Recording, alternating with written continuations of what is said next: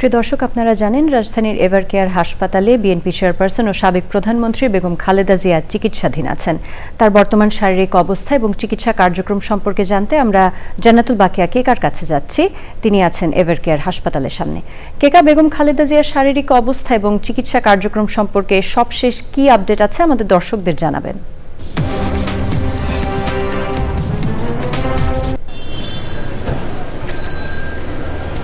বর্ষা, আপনাকে ধন্যবাদ।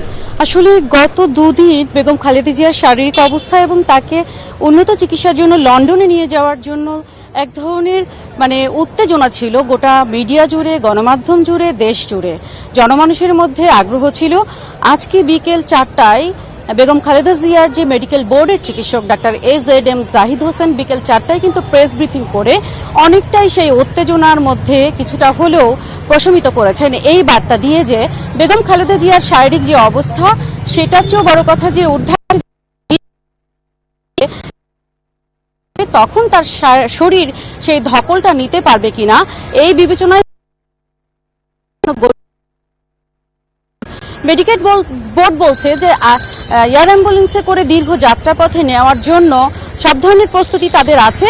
তবে তার শারীরিক অবস্থার বিবেচনায় ঊর্ধ্বাকাশে কি হবে সেইটা তারা যথাযথ বিবেচনা করে। জি কেকা, আপনাকে অসংখ্য ধন্যবাদ। কেকা আমাদের জানাচ্ছিলেন বেগম খালেদা জিয়ার শারীরিক অবস্থার সবশেষ আপডেট।